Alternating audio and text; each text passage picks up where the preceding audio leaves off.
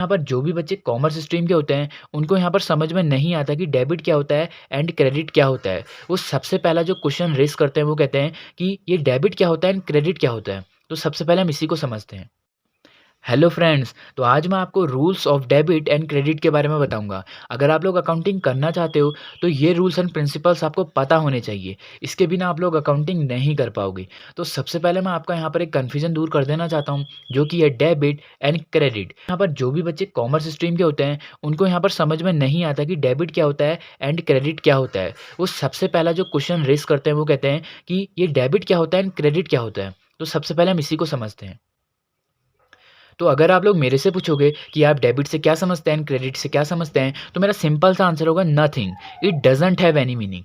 यानी कि ये सेम वैसे ही है जैसे कि अगर मैं आप लोगों से पूछूं कि what do you mean by plus and what do you mean by minus, तो आप कहोगे प्लस मतलब एडिशन एंड माइनस मतलब सब्ट्रैक्शन।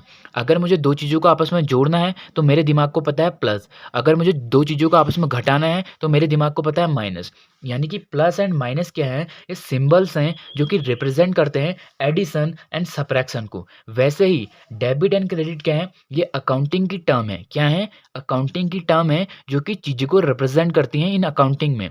यहाँ पर चीज़ों को रिप्रेजेंट करने का मतलब है कि ये एसेट को रिप्रेजेंट करेगी, ये लायबिलिटी को रिप्रेजेंट करेगी, ये कैपिटल को रिप्रेजेंट करेगी, ये रेवेन्यू को रिप्रेजेंट करेगी। समझ आ गया? अगर आप लोगों को अभी भी समझ में नहीं आया तो इसको मैं एक और एग्जांपल से आपको समझाना चाहता हूँ। जैसे कि आप लोग यहाँ पर देख सकते हो कि मैंने यहाँ पर बनाया है राम का एक अकाउंट। आप आगे चलकर इसको बनाओगे, तो अभी आप लोग इसको अच्छे तरीके से समझ लो। तो जब भी हम अकाउंट बनाते हैं, चाहे आप किसी का भी अकाउंट बनाओ, चाहे आप राम का अकाउंट बनाओ, श्याम का बनाओ, अपना अकाउंट बनाओ, गुडविल का अकाउंट बनाओ, पेटेंट का अकाउंट बनाओ, मशीनरी का अकाउंट बनाओ, जिसका भी अकाउंट बनाओ, तो वो अकाउंट किस तरीके से बनेगा? इसमें होते हैं टोटल 8 कॉलम्स। क्या? 8 कॉलम्स, हाँ।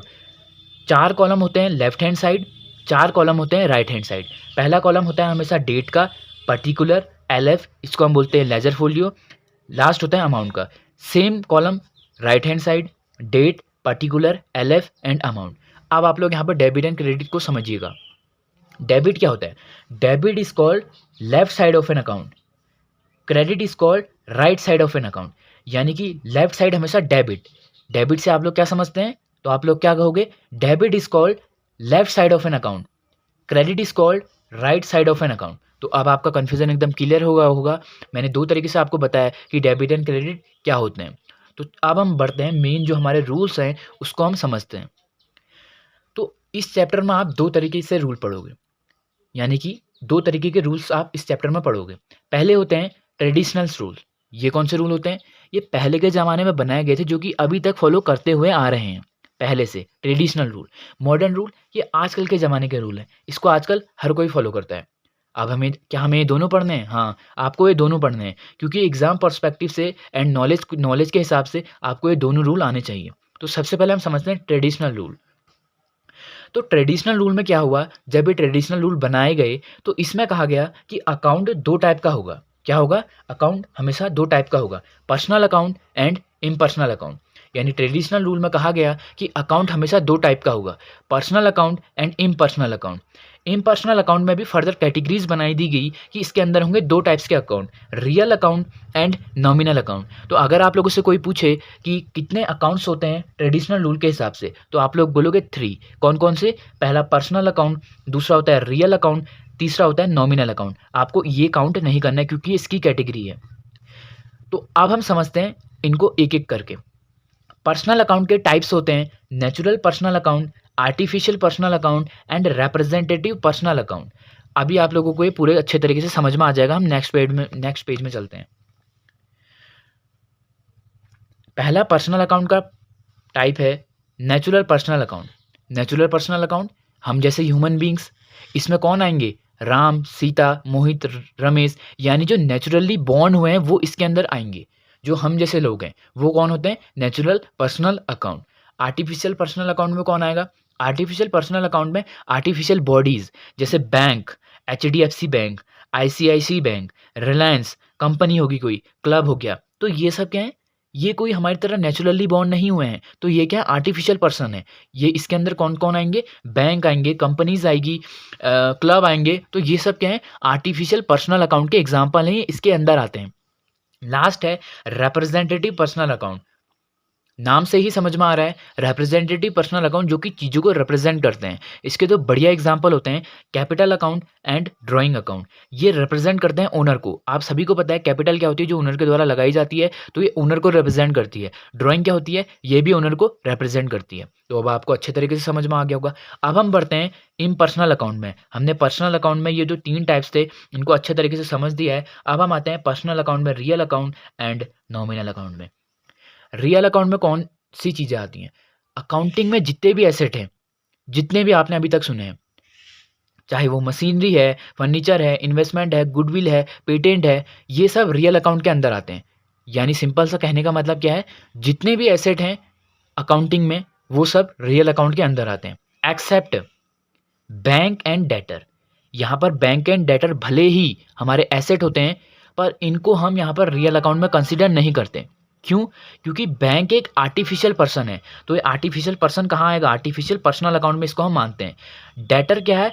ये हमारी तरह नेचुरल पर्सन है, ये नेचुरली बॉर्न हुए हैं, तो ये कहाँ आते हैं? नेचुरल पर्सनल अकाउंट में हम इसको मानते हैं। यानी कि अगर आप लोगों से कोई पूछे क्या सारे एसेट रियल अकाउंट में आते हैं, तो आप लोगों का आंसर होगा नहीं, एक्सेप्ट बैंक एंड डेटर। भले ही ये एसेट हैं, पर इनको हम रियल अकाउंट में कंसिडर नहीं करते। नेक्स्ट है नॉमिनल अकाउंट। नॉमिनल अकाउंट में कौन आता है? नॉमिनल अकाउंट में हमारे जितनी भी इनकम्स हैं एंड जितने भी एक्सपेंस हैं, वो आते हैं। एग्जाम्पल जैसे कि सेल इनकम है, purchase expense, rent paid expense, salary paid expense, commission receive income, ये सब क्या है? कुछ ना कुछ है, या तो ये इनकम है या ये एक्सपेंस है, तो ये किस में आएंगी? नॉमिनल अकाउंट में आएंगी। तो अब आपको पूरे अच्छे तरीके से समझ में आ गया होगा कि ट्रेडिशनल रूल के हिसाब से अकाउंट को 3 पार्ट्स में क्लासीफाई किया गया है, personal account, real account and nominal account. Personal account की कैटेगरीज हैं natural personal account, artificial personal account, representative personal account.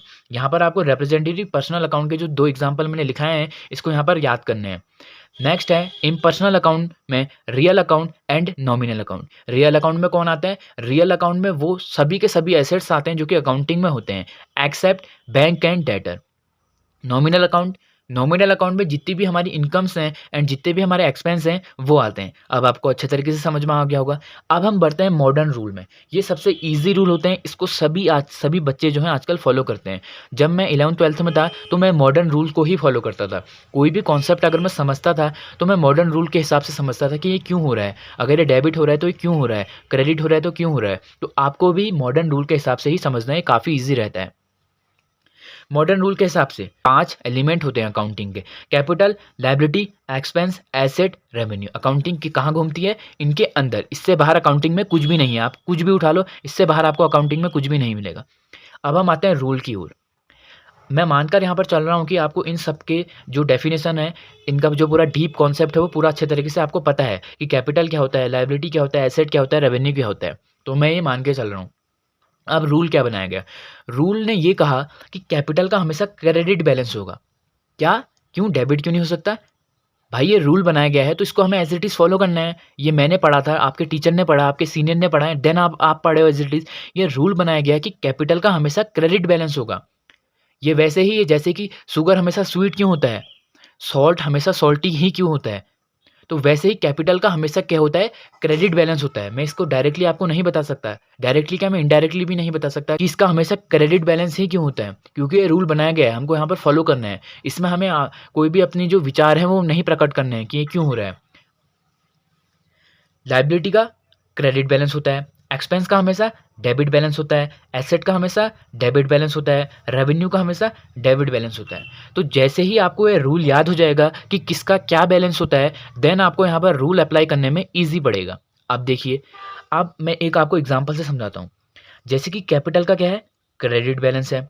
अगर मेरे को इसको इंक्रीज करना है, तो मेरे को इसको और ज़्यादा क्रेडिट करना पड़ेगा।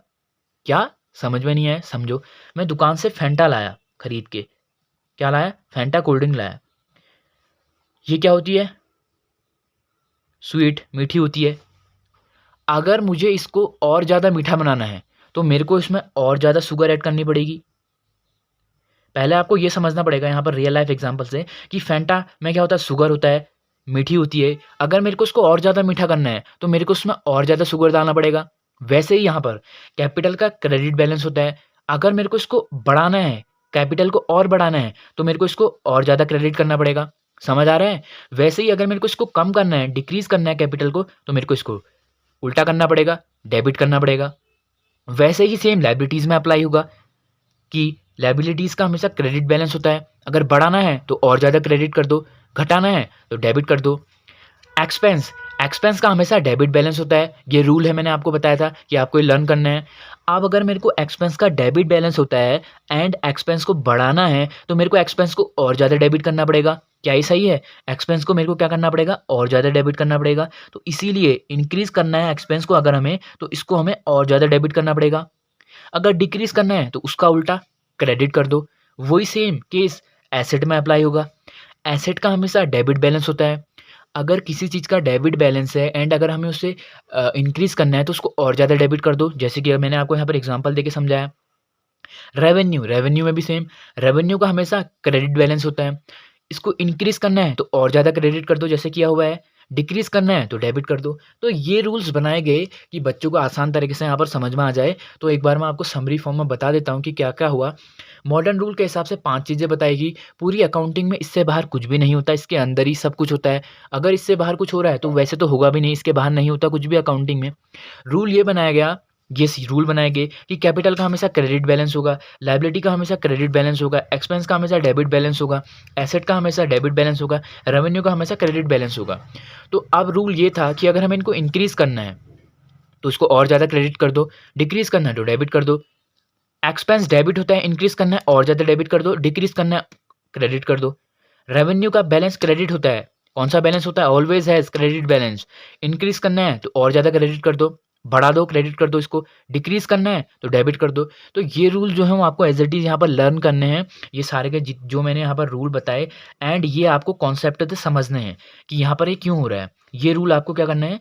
लर्न करने हैं। आप जिस मर्ज़ी इसको करो, लर्न करने हैं आपने। ओके? तो ये था पूरा आज का हमारा कॉन्सेप्ट, रूल्स एंड प्रिंसिपल्स आपको मैंने अच्छे तरीके से एकदम समझा दिया। मैंने आपको डेबिट एंड क्रेडिट का मीनिंग पूरे अच्छे तरीके से समझाया।